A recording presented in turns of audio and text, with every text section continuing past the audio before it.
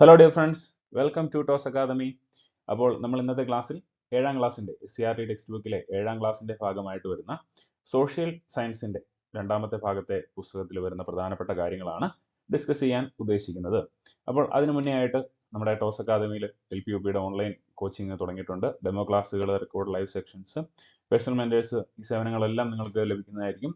അതുപോലെ നിങ്ങൾക്ക് ഫ്രീ ആയിട്ട് പഠിക്കുവാനായിട്ട് ഒരു ടെലിഗ്രാം ഗ്രൂപ്പും ഉണ്ട്. അപ്പോൾ അതിൽ നിങ്ങൾക്ക് ദിവസേന ക്വിസുകളും പരീക്ഷകളും മറ്റ് മോഡൽ ചോദ്യങ്ങളും ഒക്കെ ലഭിക്കുന്നതായിരിക്കും. അപ്പോൾ നമുക്ക് ക്ലാസ്സിലേക്ക് പോകാം. ഓക്കെ, അപ്പം നമ്മുടെ 8ാം ക്ലാസ്സിൻ്റെ സെക്കൻഡ് പാർട്ട് സോഷ്യൽ സയൻസ് ബുക്കിൽ വരുന്ന ആദ്യത്തെ പാഠം, 8ാമത്തെ പാഠമാണ് നവകേരള സൃഷ്ടിക്കായി എന്ന് പറയുന്ന പാഠം. അപ്പോൾ ഈ പാഠത്തിൽ പ്രധാനമായിട്ടും കേരളത്തിലെ നവോത്ഥാന നായകന്മാരും കേരളത്തിലെ നവോത്ഥാനമായിട്ട് ബന്ധപ്പെട്ട മാറ്റങ്ങളെ കുറിച്ചൊക്കെയാണ് ഡിസ്കസ് ചെയ്യുന്നത്. ഓക്കെ, അപ്പോൾ ആദ്യമായിട്ട് നമുക്ക് വരുന്നത് വൈകുണ്ഠ സ്വാമികളാണ്. അപ്പോൾ വൈകുണ്ഠ സ്വാമികളെ കുറിച്ച് പറയുകയാണെങ്കിൽ നമ്മുടെ കേരളത്തിലെ തന്നെ ആദ്യത്തെ ഒരു നവോത്ഥാന നായകൻ എന്ന് നമുക്ക് പറയാൻ പറ്റുന്ന വ്യക്തിയാണ്. അപ്പോൾ അദ്ദേഹത്തെ കുറിച്ച് ഏറ്റവും ഇമ്പോർട്ടൻ്റ് ആയിട്ട് പറയുന്ന കാര്യമാണ് ഐത്യത്തിനെതിരെ കിണറുകൾ, മുന്തിരി കിണറുകൾ സ്ഥാപിച്ചത് അദ്ദേഹമാണ്. മുന്തിരി കിണറുകൾ, അതായത് സാധാരണക്കാർക്കും ആ കിണറിൽ നിന്ന് വെള്ളം കുടിക്കാനുള്ള അവകാശം അന്നത്തെ കാലത്ത് ഇല്ലായിരുന്നു. അപ്പോൾ അതിന് വേണ്ടിയിട്ട്, അതിനുള്ള ഒരു പ്രതിഷേധമായിട്ടാണ് ഐത്യത്തിനെതിരെ കിണറുകൾ അദ്ദേഹം സ്ഥാപിക്കുന്നത്. കേരളത്തിലെ ആദ്യകാല സാമൂഹ്യ പരിഷ്കർത്താക്കളിൽ ഒരാളായിരുന്നു വൈകുണ്ഠ സ്വാമികൾ. കന്യാകുമാരിയിലെ ശാസ്താംകോട്ടയിലാണ് വൈകുണ്ഠ സ്വാമികൾ ജനിച്ചത്. ഓർത്തിരിക്കുക, കന്യാകുമാരിയിലെ ശാസ്താംകോട്ടയിലാണ് അദ്ദേഹം ജനിക്കുന്നത്. അതുപോലെ സവർണ ജാതിക്കാർ ഉപയോഗിച്ചിരുന്ന കിണറുകളിൽ നിന്നും വെള്ളം കോരാൻ താഴ്ന്ന ജാതിക്കാർക്ക് അവകാശമില്ലായിരുന്നു. അപ്പോൾ ഈ കാലഘട്ടത്തിൽ എല്ലാ ജാതിയിൽപ്പെട്ടവർക്കും വെള്ളം കോരാൻ കിണറുകൾ കുഴിച്ച് അയിത്തം എന്ന ദുരാചാരത്തെ വൈകുണ്ഠ സ്വാമികൾ വെല്ലുവിളിച്ചു. അപ്പം ഇതിനു വേണ്ടി രൂപീകരിച്ച കിണറുകളാണ് നമ്മൾ മുന്തിരി കിണറുകൾ എന്ന് പറയുന്നത്. ഓക്കെ, ഇനി ഭക്ഷ്യവസ്തുക്കളായ അരി, ചെറുപയർ, കായ്കറികൾ തുടങ്ങിയവ ശേഖരിച്ച് പാകം ചെയ്ത് അവർണ സവർണ വ്യത്യാസം കൂടാതെ ഒരു പന്തിയിൽ ഇരുന്ന് ആഹാരം കഴിക്കുന്ന സമപന്തി ഭോജനം എന്ന് പറയുന്ന ആ ഒരു ഐഡിയയും നമ്മൾ സ്റ്റാർട്ട് ചെയ്തത് വൈകുണ്ഠ സ്വാമികൾ തന്നെയാണ്. പിന്നീട് പല നവോത്ഥാന നേതാക്കന്മാരും പന്തി ഭോജനമൊക്കെ നടത്തിയിട്ടുണ്ട്. അപ്പോൾ ആദ്യമായിട്ട് സമപന്തി ഭോജനം നടത്തിയിരിക്കുന്നത് വൈകുണ്ഠ സ്വാമികളാണ്. ഓക്കെ, ഇനി മേൽമുണ്ട് ധരിക്കൽ നിരോധനത്തിനെതിരെ അദ്ദേഹം ശബ്ദമുയർത്തിയിട്ടുണ്ട്. ക്ഷേത്രപ്രവേശന നിരോധനത്തിനെതിരെ പ്രതികരിച്ചു. അതുപോലെ ഇത്തരം സാമൂഹ്യ പരിഷ്കരണ പ്രവർത്തനങ്ങൾക്ക് വേണ്ടി സമത്വ സമാജം എന്ന സംഘടന രൂപീകരിച്ചു. PSC ഏറ്റവും കൂടുതൽ തവണ റിപ്പീറ്റ് ചെയ്ത് ചോദിച്ചിട്ടുള്ള ഒരു ക്വസ്റ്റ്യൻ ആണ് സമത്വ സമാജം. ആരാണ് സമത്വ സമാജം സ്ഥാപിച്ചത്, ഏത് വർഷമാണെന്നുള്ള ചോദ്യങ്ങളൊക്കെ പലതവണ ചോദിച്ചിട്ടുണ്ട്. 1836 സമത്വ സമാജം സ്ഥാപിതമാകുന്നത്. വൈകുണ്ഠ സ്വാമികളാണ് ഇത് സ്ഥാപിക്കുന്നത്. ഓക്കെ, അപ്പോൾ ആ കാര്യവും ഓർത്തിരിക്കുക. സമത്വ സമാജം വളരെ ഇമ്പോർട്ടൻ്റ് ആണ്, ഒരിക്കലും തെറ്റിക്കാൻ പാടില്ല. സമത്വ സമാജം വൈകുണ്ഠ സ്വാമികൾ 1836. ഇനി തിരുവിതാംകൂറിലെ അവർണ വിഭാഗത്തിൽപ്പെട്ട ചാന്നാർ സ്ത്രീകൾക്ക് മുട്ടിന് താഴെ എത്തും വിധം മുണ്ടുടുക്കാനും മേൽമുണ്ട് ധരിക്കാനുമുള്ള അവകാശത്തിന് വേണ്ടി ചാന്നാർ ലഹളയ്ക്ക് സ്വാമിയുടെ പ്രവർത്തനങ്ങൾ പ്രചോദനമായി. അപ്പോൾ ചാന്നാർ ലഹളയ്ക്ക് പ്രചോദനമായത് ആരുടെ പ്രവർത്തനങ്ങളാണ് എന്നൊരു ചോദ്യം വരികയാണെങ്കിൽ അതിൻ്റെ ഉത്തരവും വൈകുണ്ഠ സ്വാമികൾ തന്നെയായിരിക്കും. അതുപോലെ പല പ്രാവശ്യം ചോദിച്ചിട്ടുള്ള മറ്റൊരു ചോദ്യമാണ് വേല ചെയ്താൽ കൂലി കിട്ടണം. ഈ പ്രസ്താവന നടത്തിയത് ഏത് നവോത്ഥാന നായകനാണ്? വൈകുണ്ഠ സ്വാമികളാണ്. എന്ന സ്വാമികളുടെ നിലപാടും ജനങ്ങളെ സ്വാധീനിച്ചു. ബ്രിട്ടീഷ് ഭരണത്തോട് എതിർപ്പ് വെണ്ണീച്ച ഭരണം എന്ന പ്രയോഗത്തിലൂടെയാണ് അദ്ദേഹം പ്രകടിപ്പിച്ചത്. അപ്പം ബ്രിട്ടീഷ് ഭരണത്തെ വെണ്ണീച്ച ഭരണം എന്ന് വിശേഷിപ്പിച്ചത് ആരാണെന്നുള്ള ചോദ്യം ചോദിച്ചിട്ടുണ്ട് പലപ്പോഴും. അപ്പോൾ അതിന്റെ ഉത്തരം എന്താണ്? വൈകുണ്ഠ സ്വാമികളാണ്. ഓക്കെ, ഇനി ചട്ടമ്പി സ്വാമികളെ കുറിച്ച് പറയുകയാണെങ്കിൽ ചട്ടമ്പി സ്വാമികൾ തിരുവനന്തപുരത്തെ കണ്ണമൂലയിലാണ് അദ്ദേഹം ജനിക്കുന്നത്. എവിടെയാണ്? തിരുവനന്തപുരത്തെ കണ്ണമൂല എന്ന് പറയുന്ന സ്ഥലത്താണ് അദ്ദേഹത്തിന്റെ ജനനം. അധസ്ഥിതർക്ക് ക്ഷേത്രപ്രവേശനം, സഞ്ചാര സ്വാതന്ത്ര്യം എന്നിവ അനുവദിക്കുന്നതിന് വേണ്ടിയിട്ട് ചട്ടമ്പി സ്വാമികൾ വാദിച്ചു. അധസ്ഥിതരോടൊപ്പം മിശ്രഭോജനം നടത്തിയ സ്വാമികൾ അവരുടെ സാമൂഹിക പുരോഗതിക്ക് വേണ്ടിയിട്ടും പ്രവർത്തിച്ചിട്ടുണ്ട്. അപ്പം ചട്ടമ്പി സ്വാമികൾ മിശ്രഭോജനം നടത്തിയിട്ടുണ്ട് എന്നുള്ള കാര്യം ഓർത്തിരിക്കാം.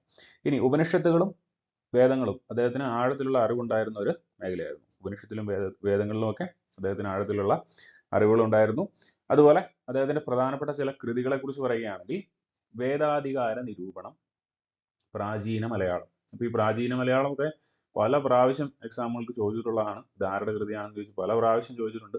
ഇതൊക്കെ നമ്മുടെ പുസ്തകത്തിൽ SCRTയുടെ 7ാം ക്ലാസ്സിലെ പുസ്തകത്തിൽ 8ാമത്തെ ചാപ്റ്ററിൽ കിടക്കുന്ന, ഡയറക്റ്റ് ആയിട്ട് കിടക്കുന്ന കാര്യങ്ങളാണ്.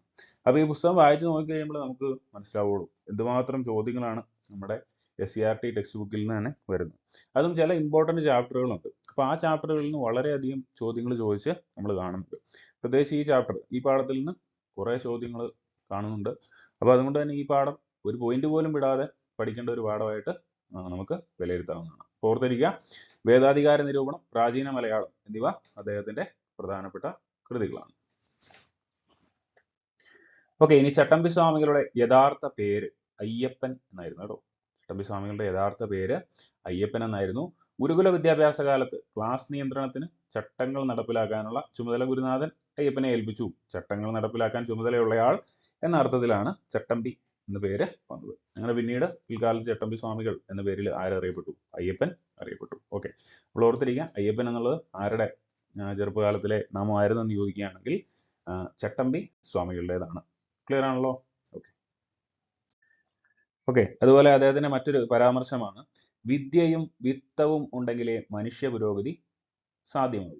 വിദ്യയും വിത്തവും ഉണ്ടെങ്കിലേ മനുഷ്യ പുരോഗതി സാധ്യമാകൂ എന്നുള്ള ആ ഒരു പ്രസ്താവന നടത്തിയിരിക്കുന്ന ചട്ടമ്പി സ്വാമികളാണ്. അപ്പൊ എന്താണ് വിത്തം എന്ന് പറഞ്ഞു കഴിഞ്ഞാൽ ജ്ഞാനം എന്നുള്ള ആ ഒരു അർത്ഥത്തിലാണ് നമ്മൾ വിത്തം എന്നത് ഉപയോഗിക്കുന്നത്. അപ്പോൾ ഓർത്തിരിക്കുക, വിദ്യയും വിത്തവും ഉണ്ടെങ്കിലേ മനുഷ്യ പുരോഗതി സാധ്യമാകൂ എന്ന പ്രസ്താവന നടത്തിയത് ചട്ടമ്പി സ്വാമികളാണ്. ഇനി ജാതിമത ചിന്തകൾക്ക് അതീതമായിരുന്നു അദ്ദേഹത്തിന്റെ ദർശനങ്ങൾ. കൊല്ലം ജില്ലയിലെ പന്മനയിലാണ് അദ്ദേഹം സമാധിയായിരിക്കുന്നത്.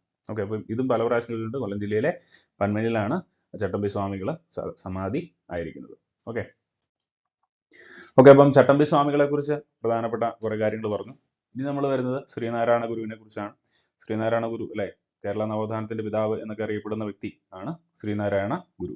അപ്പോൾ ഒരു ജാതി ഒരു മതം ഒരു ദൈവം മനുഷ്യന്, മതമേതായാലും മനുഷ്യൻ നന്നായാൽ മതി.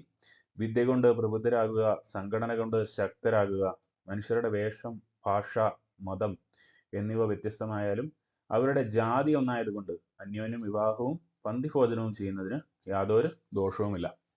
അപ്പൊ ഇത് അദ്ദേഹത്തിന്റെ ചില പ്രസ്താവനകളാണ്. അപ്പൊ ഇതിൽ നിന്നും പല പ്രാവശ്യം ചോദ്യം വന്നിട്ടുണ്ട്. ഈ സ്റ്റേറ്റ്മെന്റുകൾ നടത്തിയത് ആരാണ് എന്നുള്ള രീതിക്ക് പല പ്രാവശ്യം ചോദ്യം വന്നിട്ടുണ്ട്. അപ്പോൾ ഈ സ്റ്റേറ്റ്മെന്റുകൾ ശ്രീനാരായണ ഗുരുവുമായിട്ട് ബന്ധപ്പെട്ടതാണ് എന്നുള്ള കാര്യം കൃത്യമായിട്ട് നമ്മൾ മനസ്സിലാക്കിയിരിക്കുക. നമ്മുടെ SCERT ടെക്സ്റ്റ് ബുക്കിൽ കൃത്യമായിട്ട് പറഞ്ഞിട്ടുള്ള കാര്യവും ആണ്. ഇത് വളരെ ഇമ്പോർട്ടൻ്റ് ആണ്. ഈ സ്റ്റേറ്റ്മെന്റുകൾ നോട്ട് ചെയ്ത് വെക്കുക കേട്ടോ, ഈ 3 സ്റ്റേറ്റ്മെന്റുകൾ. ഇനി ജാതി വ്യവസ്ഥ ഇല്ലാതാക്കുക എന്നതായിരുന്നു ഗുരുവിന്റെ പ്രവർത്തനങ്ങളുടെ പ്രധാനപ്പെട്ട ലക്ഷ്യം എന്ന് പറയുന്നത്. സർവമത സാഹോദര്യത്തിന് വേണ്ടി അദ്ദേഹം പ്രയത്നിച്ചു. ആലുവയിൽ അദ്ദേഹം വിളിച്ചു വരുത്തിയ സർവമത സമ്മേളനത്തെ കുറിച്ചൊക്കെ നമുക്ക് അറിയാവുന്നതാണ് അല്ലെ. സർവമത സമ്മേളനം നടത്തി എല്ലാ മതത്തിലെ ആളുകളെ ഉൾപ്പെടുത്തി അല്ലെ. അപ്പൊ അതിന്റെ ആപ്തവാക്യം എന്ന് പറയുന്നത് വാദിക്കാനും ജയിക്കാനുമല്ല, അറിയാനും അറിയിക്കുവാനുമാണ് എന്നുള്ളതായിരുന്നു. ഓക്കെ, അപ്പൊ ഈ ഒരു ആപ്തവാക്യത്തോടു കൂടിയാണ് ആലുവയിൽ അദ്ദേഹം സർവമത സമ്മേളനം നടത്തുന്നത്. സർവമത സമ്മേളനം ഏത് വർഷമാണ് നടക്കുന്നത്? 1924 അല്ലെ. അതുപോലെ 1913 അദ്ദേഹം ആലുവ അദ്വൈത ആശ്രമം സ്ഥാപിക്കുന്നത്. ഓക്കെ, ഇനി അക്കാലത്ത് നിലനിന്നിരുന്ന പുളികുടി, തിരുണ്ട് കല്യാണം, താലികെട്ട് കല്യാണം തുടങ്ങിയ ദുരാചാരങ്ങൾക്കെതിരെ അദ്ദേഹം ജനങ്ങളെ ബോധവൽക്കരിച്ചു. അതുപോലെ ആർഭാടവും അമിത വ്യയവും ഒഴിവാക്കി ലളിത ജീവിതം നയിക്കാൻ ഉപദേശിച്ചു. ഗുരു സന്ദേശങ്ങൾ പ്രചരിപ്പിക്കാനും നടപ്പിലാക്കാനും വേണ്ടിയിട്ടാണ് 1903 ഇത് വന്നത്. SNDP, ശ്രീനാരായണ ധർമ്മപരിപാലന യോഗം എന്ന് പറയുന്ന SNDP നിലവിൽ വന്നത് 1903. ഈ വർഷം വളരെ ഇമ്പോർട്ടൻ്റ് ആണ്, കൃത്യമായിട്ട് ഓർത്തിരിക്കുക. 1903 എന്ന് പറയുന്ന വർഷത്തിലാണ് SNDP നിലവിൽ വരുന്നത്. ഇനി തിരുവനന്തപുരം ജില്ലയിലെ ചെമ്പഴന്തിയിലാണ് ശ്രീനാരായണ ഗുരു ജനിച്ചിരിക്കുന്നത്. അദ്ദേഹത്തിന്റെ പ്രധാനപ്പെട്ട കൃതികളാണ് ആത്മോപദേശ ശതകം, ദർശനമാല, ദൈവദശകം എന്നിവ. അപ്പോൾ ശ്രീനാരായണ ഗുരുവിന്റെ വളരെയധികം കൃതികളുണ്ട്. പക്ഷേ എങ്കിലും നമ്മുടെ ടെക്സ്റ്റ് ബുക്കിൽ പറഞ്ഞിട്ടുള്ളത് എന്നുള്ള നിലയ്ക്ക് ഇത് വളരെ ഇമ്പോർട്ടൻ്റ് ആണ്. അതുകൊണ്ട് ഈ 3 കൃതികൾ നിങ്ങൾ ഒരിക്കലും മറക്കാൻ പാടില്ല. ആത്മോപദേശ ശതകം, ദർശനമാല, ദൈവദശകം, ഇത് 3 ശ്രീനാരായണ ഗുരുവുമായിട്ട് ബന്ധപ്പെട്ടിരിക്കുന്ന കൃതികളാണ്. ഓക്കെ, ഇനി വിദ്യാലയം, പ്രധാന ദേവാലയം. ശ്രീനാരായണ ഗുരു നടത്തിയ ക്ഷേത്ര പ്രതിഷ്ഠകൾ ജാതി വ്യവസ്ഥയുടെ അടിത്തറ ഇളക്കുന്നതായിരുന്നു. അരുവിപ്പുറത്തെ ശിവലിംഗ പ്രതിഷ്ഠ, കാരമുക്ക് ക്ഷേത്രത്തിലെ ദീപപ്രതിഷ്ഠ, ശിവഗിരിയിലെ ശാരദാ പ്രതിഷ്ഠ എന്നിവ അവയിൽ പ്രധാനപ്പെട്ടവയായിരുന്നു. ആലപ്പുഴ ജില്ലയിലെ കളവൻകോടത്തായിരുന്നു ഗുരു നടത്തിയ അവസാന പ്രതിഷ്ഠ. ഓം എന്നെഴുതിയ കണ്ണാടിയാണ് ഇവിടെ പ്രതിഷ്ഠിച്ചത്. ക്ഷേത്രങ്ങളുടേതിന് തുല്യമായ പ്രാധാന്യം വിദ്യാലയങ്ങൾക്ക് നൽകിയ ഗുരു ഇങ്ങനെ പറഞ്ഞു: ഇനി ക്ഷേത്ര നിർമ്മാണമല്ല, വിദ്യാലയ നിർമ്മാണമാണ് ജനതയ്ക്ക് വേണ്ടത്. പ്രധാന ദേവാലയം വിദ്യാലയം തന്നെയാവണം. അപ്പൊ മറ്റൊരു പ്രസ്താവന കൂടി നമുക്ക് കിട്ടിയിരിക്കുകയാണ്. ഇനി ക്ഷേത്ര നിർമ്മാണമല്ല, വിദ്യാലയ നിർമ്മാണമാണ് ജനതയ്ക്ക് വേണ്ടത്. പ്രധാന ദേവാലയം വിദ്യാലയം തന്നെയാവണം എന്ന പ്രസ്താവന നടത്തിയതും ആരാണ്? ശ്രീനാരായണ ഗുരുവാണ്. അതുപോലെ ആലപ്പുഴ ജില്ലയിലെ കളവൻകോടായിരുന്നു ഗുരു നടത്തിയ അവസാനത്തെ പ്രതിഷ്ഠ. ശ്രീനാരായണ ഗുരു നടത്തിയ അവസാനത്തെ പ്രതിഷ്ഠ എവിടെയാണെന്നുള്ള ചോദ്യവും വരാം. ആലപ്പുഴയിലെ കളവൻകോടത്തായിരുന്നു ഗുരു നടത്തിയ അവസാനത്തെ പ്രതിഷ്ഠ. ഓക്കെ, അടുത്തതായിട്ട് നമ്മൾ കേരളത്തിലെ തന്നെ ഏറ്റവും പ്രധാനപ്പെട്ട, ഏറ്റവും കൂടുതൽ മാറ്റങ്ങൾക്ക് കാരണമായിട്ടുള്ള ഒരു നവോത്ഥാന നായകനെ കുറിച്ചാണ് പഠിക്കുന്നത്. അദ്ദേഹത്തിന്റെ പേര് അയ്യങ്കാളി എന്നാണ്. അയ്യങ്കാളി. അപ്പോൾ 1863 ഓഗസ്റ്റ് 28 അദ്ദേഹത്തിന്റെ ജനനം. അപ്പോൾ നമ്മൾ കൂടുതൽ ഡീറ്റെയിൽസിലേക്ക് പോകുന്നില്ല. CRT ടെക്സ്റ്റ് ബുക്കിൽ അദ്ദേഹത്തെ കുറിച്ച് പറഞ്ഞിട്ടുള്ള കാര്യങ്ങൾ മാത്രമേ നമ്മളിപ്പം ഡിസ്കസ് ചെയ്യുന്നുള്ളൂ. അപ്പോൾ അദ്ദേഹം 1904 അധസ്ഥിതർക്ക് വേണ്ടി ഒരു വിദ്യാലയം ആരംഭിച്ചു.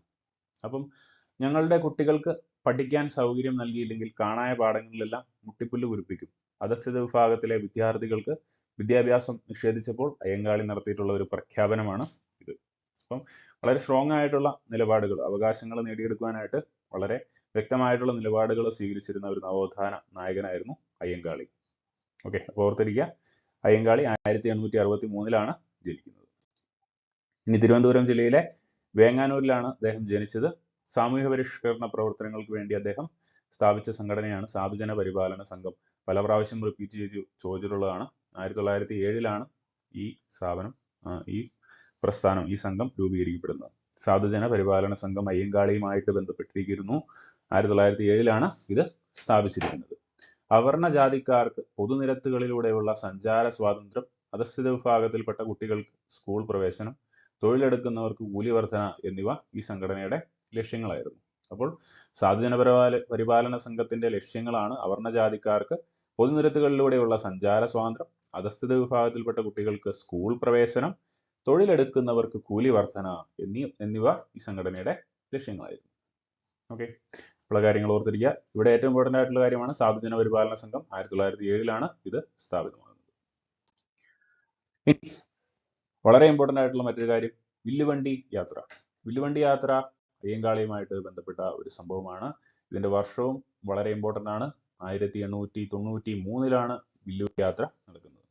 1893 വേങ്ങാനൂരിലെ പൊതുവഴിയിലൂടെ ഒരു വില്ലുവണ്ടിയിൽ യാത്ര ചെയ്ത് അയ്യങ്കാളി സാമൂഹ്യ വിലക്കുകളെ ലംഘിച്ചു. അധസ്ഥിതരുടെ സഞ്ചാര സ്വാതന്ത്ര്യത്തിന് തുടക്കം കുറിച്ച അയ്യങ്കാളി തിരുവിതാംകൂറിലെ മുഖ്യ നിരത്തുകളിലൂടെ വില്ലുവണ്ടിയിൽ സഞ്ചരിച്ച് ചരിത്രം സൃഷ്ടിച്ചു. ഓക്കെ, അപ്പൊ അന്നത്തെ കാലത്ത് പൊതുവഴിയിലൂടെ അധസ്ഥിതരായിട്ടുള്ള ജനങ്ങൾക്ക് നടക്കുവാനായിട്ടുള്ള ഒരു ഇതില്ലായിരുന്നു. അപ്പൊ അതിനൊക്കെ വിലക്കുണ്ടായിരുന്നു. അപ്പോൾ അതിനെയൊക്കെ ലംഘിച്ചുകൊണ്ട് വില്ലുവണ്ടി യാത്ര നടത്തി ഒരു വളരെ വലിയൊരു മാറ്റം കൊണ്ടുവന്ന വ്യക്തിയാണ് നമ്മുടെ അയ്യങ്കാളി എന്ന് പറയുന്നത്. അപ്പോൾ ആ വർഷം ഓർത്തിരിക്കുക, 1893 വില്ലുവണ്ടി യാത്ര അയ്യങ്കാളി നടത്തുന്നത്. ഇനി അദ്ദേഹവുമായിട്ട് ബന്ധപ്പെട്ട മറ്റു പ്രധാനപ്പെട്ട ഒരു സംഭവമാണ് കല്ലുമാല സമരം. അധസ്ഥിത വിഭാഗത്തിൽപ്പെട്ട സ്ത്രീകൾ കല്ലുമാല ആഭരണമായി ധരിക്കുന്നവരായിരുന്നു. കീഴായ്മയുടെ ചിഹ്നമായ കല്ലുമാല വലിച്ചെറിയാൻ അയ്യങ്കാളി അവരോട് അഭ്യർത്ഥിച്ചു. അങ്ങനെ അവർ വലിച്ചെറിഞ്ഞ കല്ലുമാലകൾ 4 അടി ഉയരത്തിൽ കുമിഞ്ഞുകൂടി. ഓക്കെ, അപ്പോൾ ഈ ഒരു സമരം നടക്കുന്ന വർഷം 1915. കല്ലുമാല സമരം 1915 നടക്കുന്നത്. വില്ലുവണ്ടി സമരം 1893. ഓക്കെ, അധസ്ഥിത വിഭാഗങ്ങളുടെ നേതാവ് എന്ന നിലയിൽ പ്രസിദ്ധനായ അയ്യങ്കാളി ശ്രീമൂലം പ്രജാസഭയിലും അംഗമായിട്ടുണ്ട് കേട്ടോ. അപ്പൊ അയ്യങ്കാളിയുടെ പ്രവർത്തനങ്ങളെ ഗാന്ധിജി വരെ പ്രകീർത്തിച്ചിട്ടുണ്ട്. ഇനി അയ്യങ്കാളിയായിട്ട് ബന്ധപ്പെട്ട നമ്മുടെ പ്രധാനപ്പെട്ട സംഘടനകളെ കുറിച്ച് നമ്മൾ ഒന്നുകൂടെ പറയുകയാണ്. ആ വർഷങ്ങളും ജസ്റ്റ് ഒന്ന് പറയുകയാണ്. സാധുജന പരിപാലന സംഘം 1907, വില്ലുവണ്ടി സമരം 1893, കല്ലുമാല സമരം 1915. ഓക്കെ, അപ്പൊ ഈ 3 വർഷങ്ങളും ഒരിക്കലും മറക്കരുത്, വളരെ ഇമ്പോർട്ടൻ്റ് ആണ്. ഓക്കെ, അപ്പോൾ അടുത്തതായിട്ട് നമ്മൾ നോക്കുന്നത് വക്കം അബ്ദുൽ ഖാദർ മൗലവിയെ കുറിച്ചാണ്. അപ്പോൾ അദ്ദേഹം മുസ്ലിം ജനതകളുടെ ഇടയിൽ, അവരുടെ ഇടയിൽ നവോത്ഥാനത്തിന് വളരെയധികം പാർട്ട് വഹിച്ചിട്ടുള്ള ഒരു വ്യക്തിയാണ് നമ്മുടെ വക്കം അബ്ദുൽ ഖാദർ മൗലവി എന്ന് പറയുന്നത്. മാറ്റങ്ങൾ തൂലികയിലൂടെ. അപ്പോൾ അദ്ദേഹം ഒരു പത്രം സ്ഥാപിച്ചിട്ടുണ്ട്, സ്വദേശാഭിമാനി പത്രം. അല്ലെ, വക്കം അബ്ദുൽ ഖാദർ മൗലവിയാണ് സ്ഥാപിച്ചിരിക്കുന്നത്. അപ്പോൾ അതിന്റെ പത്രാധിപർ സ്വദേശാഭിമാനി രാമകൃഷ്ണപിള്ള ആയിരുന്നു. പക്ഷേ ആ പത്രം സ്ഥാപിച്ചത്, അതിന്റെ സ്ഥാപകൻ എന്ന് പറയുന്നത് വക്കം അബ്ദുൽ ഖാദർ മൗലവിയാണ്. പലരും പല പ്രാവശ്യം തിരിച്ചിട്ടുള്ള ഒരു ചോദ്യം കൂടിയാണത്, പലപ്പോഴും ചോദിച്ചിട്ടുണ്ട്. അപ്പോൾ അതുകൊണ്ട് ഓർത്തിരിക്കുക, സ്വദേശാഭിമാനി പത്രത്തിന്റെ അതിന്റെ സ്ഥാപകൻ എന്ന് പറയുന്നത് വക്കം അബ്ദുൽ ഖാദർ മൗലവിയാണ്. സമ്പന്നർ പാവങ്ങൾക്ക് വിദ്യാഭ്യാസം നൽകാനുള്ള ചെലവ് വഹിക്കുകയും അവർക്ക് ഉന്നത വിദ്യാഭ്യാസം ലഭിക്കുവാൻ സഹായിക്കുകയും വേണം എന്നുള്ള ആ ഒരു നിലപാടായിരുന്നു അദ്ദേഹത്തിന് ഉണ്ടായിരുന്നത്. അതുപോലെ മതവിദ്യാഭ്യാസത്തോടൊപ്പം ഭൗതിക വിദ്യാഭ്യാസവും നേടിയെങ്കിലേ മനുഷ്യ പുരോഗതി സാധ്യമാവുകയുള്ളൂ എന്ന് അദ്ദേഹം വിശ്വസിച്ചിരുന്നു. ഇനി സാമൂഹികമായ പിന്നോക്കാവസ്ഥ പരിഹരിക്കാനുള്ള മാർഗം വിദ്യാഭ്യാസമാണ് എന്നും അദ്ദേഹം പറഞ്ഞിരുന്നു. ഓക്കെ, അപ്പോൾ ഇതിലൂടെ എല്ലാം അല്ലെ, നമ്മുടെ സമൂഹത്തെ മുന്നോട്ട് കൊണ്ടുവരണമെങ്കിൽ വിദ്യാഭ്യാസമാണ് ഏറ്റവും പ്രാധാന്യം അറിയിക്കുന്നത് എന്ന് ആണ് നമ്മുടെ നവോത്ഥാന നായകന്മാരെല്ലാം ഉദ്ദേശിക്കുന്നത് അല്ലെ. ഇനി മലയാളം, ഉറുദു, അറബിക്, സംസ്കൃതം, പേർഷ്യൻ തുടങ്ങിയ ഭാഷകളിൽ അദ്ദേഹം പാണ്ഡിത്യം നേടിയിരുന്നു. പല ഭാഷകളിലും പാണ്ഡിത്യം ഉണ്ടായിരുന്ന വ്യക്തിയാണ് നമ്മുടെ വക്കം അബ്ദുൽ ഖാദർ മൗലവി. കൊടുങ്ങല്ലൂരിൽ സ്ഥാപിക്കപ്പെട്ട മുസ്ലിം ഐക്യ സംഘത്തിന്റെ പ്രവർത്തനങ്ങളുമായി മൗലവി സഹകരിച്ച് പ്രവർത്തിച്ചിട്ടുണ്ട് കേട്ടോ. അതുപോലെ അറിവിന്റെ വെളിച്ചം പകരാനായിട്ട് മുസ്ലിം, അൽ ഇസ്ലാം എന്നീ മാസികകളും സ്വദേശാഭിമാനി പത്രവും അദ്ദേഹം ആരംഭിച്ചു. ഓക്കെ, അപ്പം സ്വദേശാഭിമാനി പത്രം ആരംഭിച്ചത് അദ്ദേഹമാണെന്ന് ഓർത്തിരിക്കുക. മുസ്ലിം, അൽ ഇസ്ലാം എന്നീ 2 പുസ്തകങ്ങളും വക്കം എന്നീ 2 മാസികകളും വക്കം അബ്ദുൽ ഖാദർ മൗലവിയുടെ തന്നെയാണ്. ഓക്കെ, ഇനി സ്വദേശാഭിമാനി പത്രത്തെ കുറിച്ച് പറയുമ്പോൾ തിരുവിതാംകൂറിലെ രാജവാഴ്ചയുടെ അഴിമതികളെയും അനീതികളെയും വെളിച്ചത്ത് കൊണ്ടുവന്ന സ്വദേശാഭിമാനി പത്രം 1910 അദ്ദേഹത്തിന്റെ പത്രം കണ്ടുകെട്ടി. പത്രാധിപരായിരുന്ന രാമകൃഷ്ണ പിള്ളയെ നാട് കടത്തുകയും ചെയ്തു. പ്രസ് മടക്കി കിട്ടാനുള്ള ശ്രമം നടത്താൻ നിർബന്ധിച്ചപ്പോൾ എന്റെ പത്രാധിപരെ കൂടാതെ എനിക്ക് പത്രം എന്തിന്, അച്ചുകൂടം എന്തിന് എന്ന നിലപാടാണ് സ്വദേശാഭിമാനി പത്രത്തിന്റെ സ്ഥാപകനായിട്ടുള്ള വക്കം അബ്ദുൽ ഖാദർ മൗലവി. ഓക്കെ, അപ്പോൾ അതും ഓർത്തിരിക്കുക. 1910 ഈ സ്വദേശാഭിമാനി പത്രം കണ്ടുകിട്ടുന്നത്. ഓക്കെ, ഇനി നമ്മൾ അടുത്തതായിട്ട് നോക്കുന്നത് പൊയ്കയിൽ ശ്രീകുമാര ഗുരുദേവൻ അല്ലെങ്കിൽ പൊയ്കയിൽ അപ്പച്ചൻ, പൊയ്കയിൽ യോഹന്നാൻ എന്നൊക്കെ അറിയപ്പെടുന്നത് ഈ ഒരാൾ തന്നെയാണ്. ഓർത്തിരിക്കുക അദ്ദേഹത്തിന്റെ പേരുകൾ. പൊയ്കയിൽ ശ്രീകുമാര ഗുരുദേവൻ എന്ന് പറയുന്നത്, പൊയ്കയിൽ അപ്പച്ചൻ, പൊയ്കയിൽ യോഹന്നാൻ എന്നൊക്കെ പറയുന്നത് ഈ ഒറ്റയാൾ തന്നെയാണ്. അപ്പോൾ അദ്ദേഹത്തിന്റെ ചില കവിതാ ശകലങ്ങളാണ് ഇവിടെ കൊടുത്തിരിക്കുന്നത്. കാണുന്നില്ല ഒരക്ഷരവും എൻ്റെ വംശത്തെ പറ്റി, കാണുന്നുണ്ട് അനേക വംശത്തിൻ ചരിത്രങ്ങൾ എന്നൊക്കെ പറഞ്ഞ് പല പല കവിതാ ശകലങ്ങൾ താഴ്ന്ന ജാതിയിലുള്ള ആളുകളുടെ മോശാവസ്ഥയെ സൂചിപ്പിച്ചുകൊണ്ട് അദ്ദേഹം രചിച്ചിട്ടുണ്ട് കേട്ടോ. അപ്പോൾ ആ കാര്യങ്ങളൊക്കെ ഇതൊക്കെ ജസ്റ്റ് ഓർത്തിരിക്കുക, കാരണം ഇതുമായി ബന്ധപ്പെട്ട ചോദ്യങ്ങൾ വരാം. ഇങ്ങനെ ഒരു ഇതിന്റെ ഒരു ഈ 4 വരികൾ കാണിച്ചിട്ട് ഇത് ആരുമായി ബന്ധപ്പെട്ടിരിക്കുന്നു എന്നൊക്കെ ചോദ്യങ്ങൾ വരാൻ സാധ്യതയുണ്ട്. ഓക്കെ, ഇനി പൊയ്കയിൽ ശ്രീകുമാര ഗുരുദേവന്റെ ജനനത്തിലേക്ക് വരികയാണെങ്കിൽ തിരുവല്ലയിലെ ഇരുവേരൂരിലായിരുന്നു അദ്ദേഹത്തിന്റെ ജനനം. പൊയ്കയിൽ അപ്പച്ചൻ എന്ന പേരിലും അദ്ദേഹം അറിയപ്പെട്ടിരുന്നു. ജാതി വിവേചനത്തിനും ചൂഷണത്തിനുമെതിരെ ശബ്ദമുയർത്തിയ അദ്ദേഹം മനുഷ്യ സ്നേഹത്തിനും സാഹോദര്യത്തിനും ലോകസമാധാനത്തിനും വേണ്ടി പ്രത്യക്ഷ രക്ഷാ ദൈവസഭ എന്ന് പറയുന്ന ഒരു സംഘടന രൂപീകരിച്ചു. സാമൂഹ്യ മാറ്റത്തിന് വേണ്ടി പ്രവർത്തിച്ച ശ്രീകുമാര ഗുരുദേവൻ 2 തവണ ശ്രീമൂലം പ്രജാസഭയിൽ അംഗമായിട്ടുണ്ട്. അപ്പോൾ ഈ പ്രത്യക്ഷ രക്ഷാ ദൈവസഭ വളരെ ഇമ്പോർട്ടൻ്റ് ആണ്, പല പ്രാവശ്യം ചോദിച്ചിട്ടുണ്ട് കേട്ടോ. 1909 പ്രത്യക്ഷ രക്ഷാ ദൈവസഭ എന്ന് പറയുന്ന ആ ഒരു സംഘടന സ്ഥാപിതമാകുന്നത്. ഇരുവേരൂരിൽ തന്നെയാണ് ഈ ഒരു സംഘടന സ്ഥാപിക്കപ്പെടുന്നത്. അപ്പോൾ പൊയ്കയിൽ അപ്പച്ചൻ അല്ലെങ്കിൽ പൊയ്കയിൽ യോഹന്നാനുമായിട്ട് ബന്ധപ്പെട്ട ഒരു സംഘടനയാണ് പ്രത്യക്ഷ രക്ഷാ ദൈവസഭ. വളരെ ഇമ്പോർട്ടൻ്റ് ആണ്, പല പ്രാവശ്യം PSC ചോദിച്ചിട്ടുണ്ട്. ഓക്കെ, ഇനി യുദ്ധവിരുദ്ധ രാജ. ഈയിടെ കഴിഞ്ഞ എക്സാമിനൊക്കെ ചോദിച്ചിട്ടുണ്ടായിരുന്നു യുദ്ധവിരുദ്ധ ജാഥ എന്ന് പറയുന്ന ഈ ഒരു ജാഥ നടത്തിയത് ആരാണെന്നുള്ളത്. അപ്പോൾ അതും പൊയ്കയിൽ യോഹന്നാനുമായിട്ട് ബന്ധപ്പെട്ടതാണ്. 1-ാം ലോക യുദ്ധ കാലത്ത് മാരംകുളം എന്ന സ്ഥലത്ത് നിന്ന് കുളത്തൂർ കുന്നിലേക്ക് ശ്രീകുമാര ഗുരുദേവന്റെ നേതൃത്വത്തിൽ ഒരു യുദ്ധവിരുദ്ധ ജാഥ നടത്തുകയുണ്ടായി. സമാധാനം, ലോകത്തിന് സമാധാനം എന്ന മുദ്രാവാക്യം മുഴക്കിക്കൊണ്ടാണ് ജാഥ നടന്നത്. അപ്പം ഇതെല്ലാം ഇമ്പോർട്ടൻ്റ് ആണ്. എവിടം തൊട്ട് എവിടം വരെയാണ് നടത്തിയതെന്നുള്ളതും ഓർത്തു വെക്കുക. മാരംകുളം എന്ന സ്ഥലത്ത് നിന്ന് കുളത്തൂരിലേക്കാണ് ഈ ഒരു ജാഥ നടത്തിയിരിക്കുന്നത്. സമാധാനം, ലോകത്തിന് സമാധാനം എന്ന മുദ്രാവാക്യം മുഴക്കിക്കൊണ്ടാണ് ജാഥ നടത്തിയത്. ഈ സമാധാന ജാഥയെ ബ്രിട്ടീഷ് ഗവൺമെന്റിനെതിരായി നീക്കമായി വ്യാഖ്യാനിക്കുകയും അദ്ദേഹത്തെ അറസ്റ്റ് ചെയ്യുകയും ചെയ്തു. അപ്പോൾ ഓർത്തിരിക്കുക, യുദ്ധവിരുദ്ധ ജാഥ മാരംകുളം മുതൽ കുളത്തൂർ കുന്ന് വരെയാണ് നടത്തിയത്. സമാധാനം, ലോകത്തിന് സമാധാനം എന്നുള്ളതായിരുന്നു ഇതിന്റെ മുദ്രാവാക്യം. ഓക്കെ, അടുത്തതായിട്ട് നമ്മൾ വാക്പടാനന്ദനെ കുറിച്ചാണ് നോക്കാൻ പോകുന്നത്. വാക്പടാനന്ദൻ മലബാറിൽ സാമൂഹിക അനാചാരങ്ങൾക്കെതിരായ പ്രവർത്തനങ്ങൾക്ക് നേതൃത്വം നൽകിയവരിൽ പ്രമുഖനായിരുന്നു വാക്പടാനന്ദൻ. ഏകദൈവ വിശ്വാസം ഉയർത്തിപ്പിടിച്ച വ്യക്തിയായിരുന്നു വാക്പടാനന്ദൻ കേട്ടോ. അന്ധവിശ്വാസങ്ങൾ, അർത്ഥശൂന്യമായ ചടങ്ങുകൾ എന്നിവയ്ക്കെതിരെ ജനങ്ങളെ ബോധവൽക്കരിക്കുവാനായിട്ട് ആത്മവിദ്യാ സംഘം എന്ന് പറയുന്ന ആ ഒരു സംഘം രൂപീകരിച്ചു. വളരെ ഇമ്പോർട്ടൻ്റ് ആണ്, പല പ്രാവശ്യം ചോദിച്ചിട്ടുണ്ട്. ആത്മവിദ്യാ സംഘം ആരുമായി ബന്ധപ്പെട്ടിരിക്കുന്നു? വാക്പടാനന്ദൻ. സാമൂഹിക പരിഷ്കരണത്തോടൊപ്പം ദാരിദ്ര്യ നിർമ്മാർജ്ജനത്തിനും സ്ത്രീ പുരുഷ സമത്വത്തിനും അദ്ദേഹം പ്രാധാന്യം നൽകി. ഓക്കെ, അപ്പോൾ ഓർത്തിരിക്കുക, ആത്മവിദ്യാ സംഘം ആരുമായി ബന്ധപ്പെട്ടിരിക്കുന്നു? വാക്പടാനന്ദൻ. ഓക്കെ, ഇനി അടുത്തതായിട്ട് സ്ത്രീകളുടെ പ്രശ്നങ്ങൾ പരിഹരിക്കുന്നതുമായി ബന്ധപ്പെട്ട കാര്യങ്ങളാണ് നമ്മൾ ഡിസ്കസ് ചെയ്യുന്നത്. അവരുടെ സ്ത്രീ ശാക്തീകരണവുമായി ബന്ധപ്പെട്ട കാര്യങ്ങൾ. സ്ത്രീകളുടെ പ്രശ്നങ്ങൾ പരിഹരിക്കാനുള്ള ആദ്യകാല സമരങ്ങളിൽ ഒന്നായിരുന്നു കാസർഗോഡ് ജില്ലയിൽ ചീമേനിയിൽ നടന്ന തോൽവിറക് സമരം. അപ്പോൾ തോൽവിറക് സമരം എവിടെയാണ് നടന്നതെന്ന് പല പ്രാവശ്യം ചോദിച്ചിട്ടുണ്ട്. കാസർഗോഡ് ജില്ലയിലെ ചീമേനിയിലാണ് ഈ സമരം നടന്നിരിക്കുന്നത്.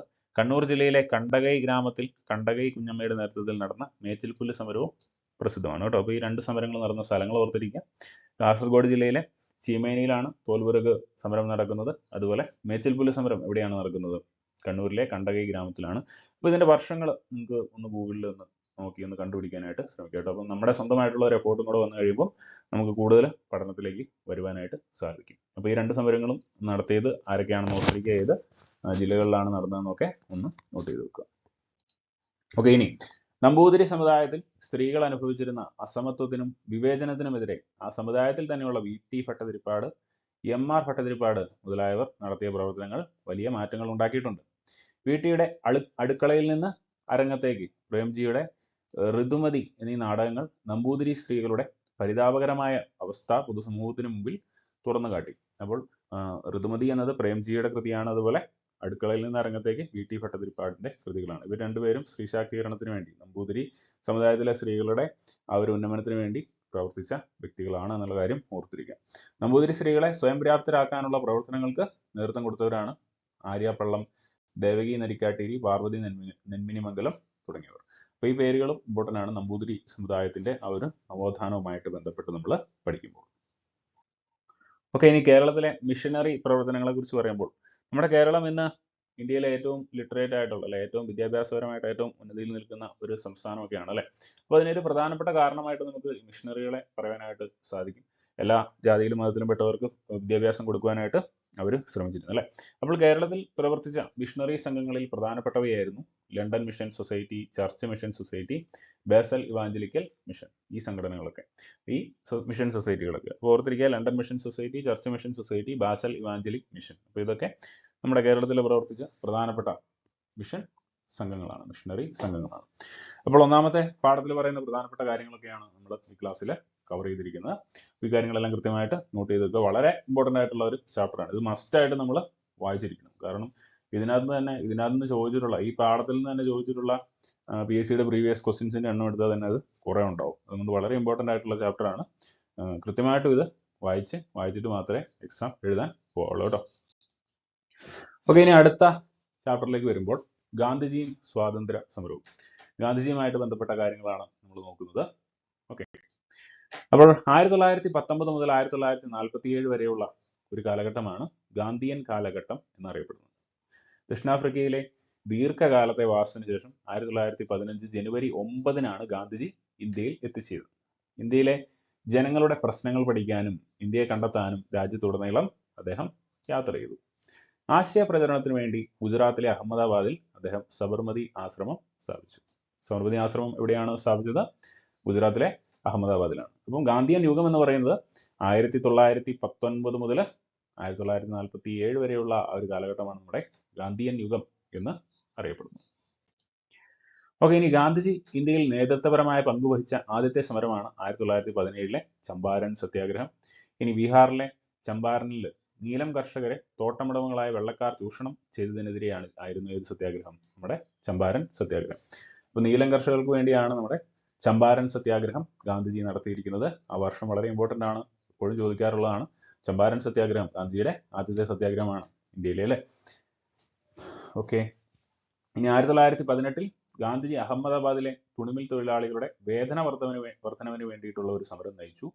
ഗാന്ധിജി ഇന്ത്യയിൽ നടത്തിയ ആദ്യത്തെ നിരാഹാര സത്യാഗ്രഹമായിരുന്നു അഹമ്മദാബാദ് മിൽ സമരം. ഇത് പലരും തെറ്റിക്കാറുണ്ട്. അപ്പോൾ ഓർത്തിരിക്കാം, ആദ്യത്തെ നിരാഹാര സമരം ഏതാണെന്ന് ചോദിക്കുകയാണെങ്കിൽ അഹമ്മദാബാദിലെ മിൽ സ്ട്രൈക്ക് ആണ് കേട്ടോ ഗാന്ധിജിയുടെ. സത്യാഗ്രഹം ഏതാണെന്ന് ചോദിക്കുകയാണെങ്കിൽ ചമ്പാരനാണ്. പക്ഷെ ആദ്യത്തെ നിരാഹാര സമരം ഏതാണെന്ന് ചോദിക്കുകയാണെങ്കിൽ അഹമ്മദാബാദിലെ തുണിമിൽ തൊഴിലാളികളുടെ വേതന വർധനവിന് വേണ്ടിയിട്ട് നടത്തിയ ആ ഒരു സമരമാണ്. ഇനി അതേ വർഷം തന്നെ 1918 തന്നെ ഗുജറാത്തിലെ ഖേഡയിൽ ഉണ്ടായ പ്രകൃതിക്ഷോഭങ്ങളിൽ കാർഷിക നശിച്ചുപോയ കർഷകർക്ക് വേണ്ടിയിട്ട് അദ്ദേഹം ഒരു സമരം നടത്തിയിട്ടുണ്ട്, ഒരു സത്യാഗ്രഹം നടത്തിയിട്ടുണ്ട്, ഖേദ സത്യാഗ്രഹം. വിളവ് മോശമായതിനാൽ നികുതിയിൽ ഇളവ് നൽകണമെന്ന് കർഷകർ ആവശ്യപ്പെട്ടു. ബ്രിട്ടീഷ് അധികൃതർ ഈ ആവശ്യം നിരസിച്ചപ്പോൾ ഗാന്ധിജി നികുതി നിഷേധ സമരത്തിന് ആഹ്വാനം ചെയ്തു. അപ്പോൾ ഈ ഒരു സത്യാഗ്രഹമാണ് നമ്മൾ ഖേദ സത്യാഗ്രഹം എന്ന രീതിയിൽ പറയുന്നത്. അപ്പോൾ ഖേദ സത്യാഗ്രഹം 1918 എന്നുള്ള കാര്യം കൂടെ ഓർത്തു വെക്കുക. 1918 അപ്പോൾ രണ്ട് സത്യാഗ്രഹങ്ങളാണ്, ഒരു നിരാഹാര സമരവും ഒരു സത്യാഗ്രഹവുമാണ് നമുക്ക് പറയാനുള്ളത്. സത്യാഗ്രഹം എന്ന് പറയുന്നത് ഏതാണ്? നമ്മുടെ ഖേദ സത്യാഗ്രഹം. നിരാഹാര സത്യാഗ്രഹമായിട്ട് അഹമ്മദാബാദ് മിൽ സ്ട്രൈക്ക്. ഓക്കെ, ഇനി ബ്രിട്ടീഷുകാരുടെ നിയമങ്ങളുമായിട്ട് ബന്ധപ്പെട്ട കാര്യങ്ങളെ കുറിച്ചൊക്കെയാണ് നമ്മൾ പറയുന്നത്.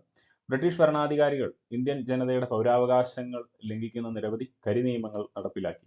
അവയിൽ ജനങ്ങളുടെ വ്യാപകമായ പ്രതിഷേധത്തിന് കാരണമായ ഒന്നായിരുന്നു റൗലറ്റ് നിയമം. ഈ നിയമം ബ്രിട്ടീഷ് സർക്കാരിന് താഴെ പറയുന്ന അധികാരങ്ങൾ നൽകി. അപ്പോൾ ഈ റൗലറ്റ് നിയമത്തിന്റെ സവിശേഷതകൾ നമുക്കൊന്ന് നോക്കാം.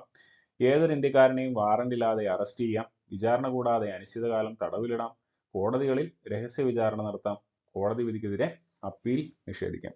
ഇപ്പൊ ഇതൊക്കെയായിരുന്നു റൗലറ്റ് നിയമത്തിന്റെ പ്രത്യേകതകൾ എന്ന് പറയുന്നത്. ഏതൊരു ഇന്ത്യക്കാരനെയും വാറന്റ് ഇല്ലാതെ അറസ്റ്റ് ചെയ്യാനുള്ള അധികാരം പോലീസിന് കൊടുത്തു. അതുപോലെ വിചാരണ കൂടാതെ അനിശ്ചിതകാലം തടവിലിടാനുള്ള അധികാരം കൊടുത്തു.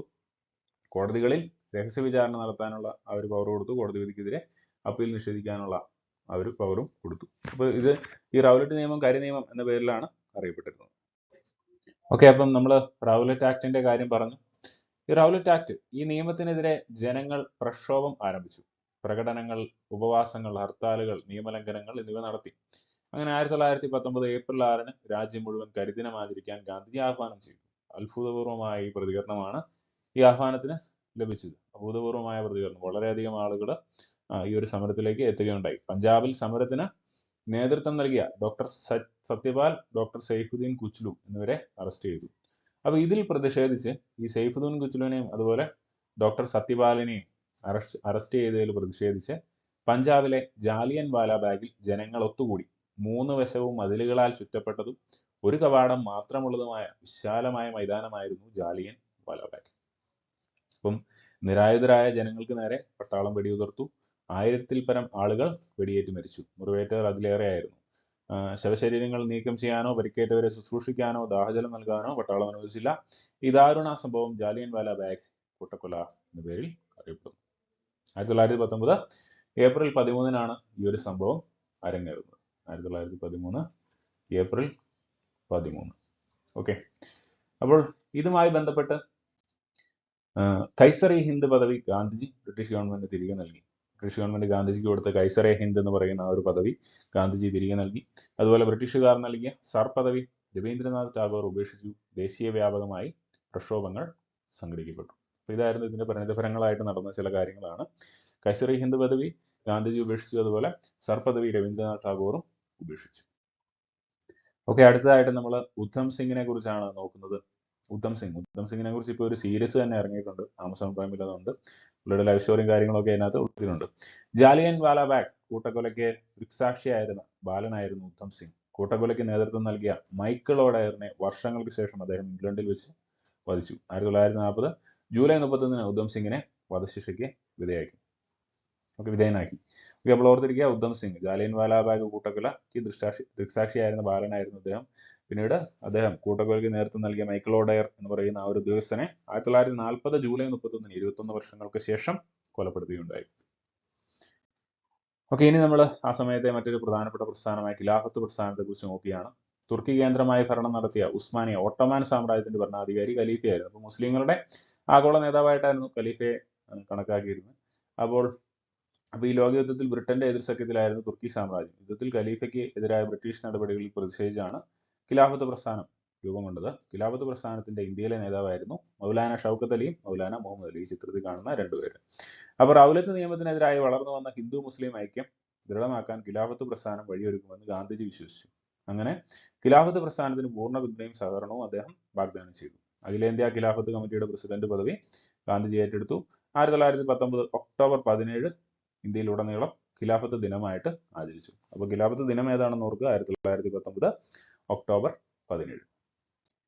അതുപോലെ ഈ ജാലിയൻ വാലാബാഗിന് ശേഷം ഇതുമായിട്ട് ബന്ധപ്പെട്ട് വന്ന ഒരു സമര രീതിയാണ് നിസ്സഹകരണ പ്രസ്ഥാനം. നിസ്സഹകരണ പ്രസ്ഥാനവുമായിട്ട് ബന്ധപ്പെട്ട് ബ്രിട്ടീഷുകാരുടെ നിയമങ്ങളോ മറ്റു കാര്യങ്ങളോ ഒക്കെ ഒന്നുമായിട്ട് സഹകരിക്കാത്ത ഒരു സമര നയമായിരുന്നു ഇതുമായിട്ട് ബന്ധപ്പെട്ട് സ്വീകരിച്ചിരുന്നത്. ബഹിഷ്കരണ പ്രവർത്തനങ്ങളായിട്ട് വിദേശ വസ്ത്ര ബഹിഷ്കരണം, നികുതി നിഷേധം, പദവികൾ ഉദ്യോഗങ്ങൾ ഉപേക്ഷിക്കൽ, കോടതി ബഹിഷ്കരണം, ഇതൊക്കെയായിരുന്നു നിസ്സഹകരണ പ്രസ്ഥാനത്തിന്റെ ഒരു പ്രധാന ബഹിഷ്കരണ പ്രവർത്തനങ്ങളായിട്ട് ഉൾക്കൊള്ളിച്ചിരുന്നു. ഇനി ക്രിയാത്മക പ്രവർത്തനങ്ങളായിട്ട് ഹിന്ദു മുസ്ലിം ഐക്യം, ഖാദി വസ്ത്രങ്ങളുടെ പ്രചാരണം, ഐത്തോച്ചാടനം, ദേശീയ വിദ്യാലയങ്ങൾ സ്ഥാപിക്കൽ. അപ്പൊ ഈ ഒരു കുറെ മാറ്റങ്ങളൊക്കെ വന്ന ഒരു പീരീഡ് ആയിരുന്നു നിസ്സഹകരണ പ്രസ്ഥാനത്തിന്റെ ആ ഒരു കാലഘട്ടം. ഇനി നമ്മൾ കേരളത്തിലേക്ക് വരികയാണെങ്കിൽ മലബാർ കലാപം, ബ്രിട്ടീഷുകാരുമായിട്ട് ബന്ധപ്പെട്ട മലബാർ കലാപം. കേരളത്തിലെ ബ്രിട്ടീഷ് വിരുദ്ധ കലാപങ്ങളിൽ ശ്രദ്ധേയമായ ഒന്നായിരുന്നു 1921 മലബാർ കലാപം. കുടിയൊഴിപ്പിക്കൽ, അന്യായമായ നികുതി പിരിവ്, ഉയർന്ന പാട്ടം തുടങ്ങിയ ദ്രോഹ നടപടികൾ ജന്മിമാരിൽ നിന്ന് മലബാറിലെ കർഷകർ നേരിട്ടു. ജന്മിമാരുടെ കർഷക ദ്രോഹ പ്രവർത്തനങ്ങൾക്ക് ബ്രിട്ടീഷുകാർ പിന്തുണ നൽകി. ഈ സമയത്താണ് കേരളത്തിലെ നിസ്സഹകരണ പ്രസ്ഥാനവും ഖിലാഫത്ത് പ്രസ്ഥാനവും സജീവമായത്. ഗാന്ധിജി മൗലാന ഷൗക്കത്ത് അലിയും ഒന്നിച്ച് കേരളം സന്ദർശിക്കുകയുണ്ടായി. ഈ സമയത്ത് ഖിലാഫത്ത് പ്രസ്ഥാനവും 1920 മഞ്ചേരി കോൺഗ്രസ് സമ്മേളനവും കർഷകരിൽ പുതിയ ഉണർവ് സൃഷ്ടിച്ചു. കർഷകരിൽ അധികവും മുസ്ലിംസ് ആയിരുന്നു. ഓക്കെ, അങ്ങനെ ബ്രിട്ടീഷുകാരോടും ജന്മിമാരോടുമുള്ള ആ ഒരു എതിർപ്പ് കർഷകർക്കിടയിൽ രൂക്ഷമായിട്ട് നിൽക്കുന്ന ഒരു സമയത്താണ് പൂക്കോട്ടൂർ ഖിലാഫത്ത് കമ്മിറ്റി സെക്രട്ടറി ആയിരുന്ന വടക്കേ വീട്ടിൽ മുഹമ്മദിനെ അറസ്റ്റ് ചെയ്യാനെത്തിയ പോലീസിനെ ജനങ്ങൾ തടയുന്നത്. ഖിലാഫത്ത് നേതാവായിരുന്ന ആലി മുസ്ലിയാരെ ഇതുമായിട്ട് ബന്ധപ്പെട്ട് അറസ്റ്റ് ചെയ്തു എന്നുള്ള ഒരു തെറ്റായ വാർത്തയും വരുന്നു. ഇതോടെ മലബാറിലെ ഏറനാട്, വള്ളുവനാട്, പൊന്നാനി താലൂക്കുകളിൽ കലാപം ആരംഭിച്ചു. ബ്രിട്ടീഷുകാരുടെ സഹായികളായി പ്രവർത്തിച്ച ജന്മിമാരെയും കലാപികാരുടെ രോഷം ആളിക്കത്തി. കലാപത്തിന് നേതൃത്വം നൽകിയ ആലി മുസ്ലിയാർ, വാരിയംകുന്നത്ത് കുഞ്ഞഹമ്മദ് ഹാജി തുടങ്ങിയവരെ ബ്രിട്ടീഷുകാർ വധിക്കുകയുണ്ടായി.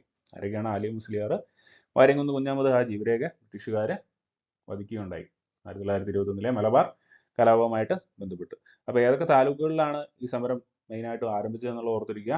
മലബാറിലെ ഏറനാട്, വള്ളുവനാട്, പൊന്നാനി താലൂക്കുകളിലാണ് ആ കലാപം ആരംഭിച്ചത് കേട്ടോ. ഓക്കെ, അടുത്തതായിട്ട് വാഗൺ കൂട്ടക്കൊല.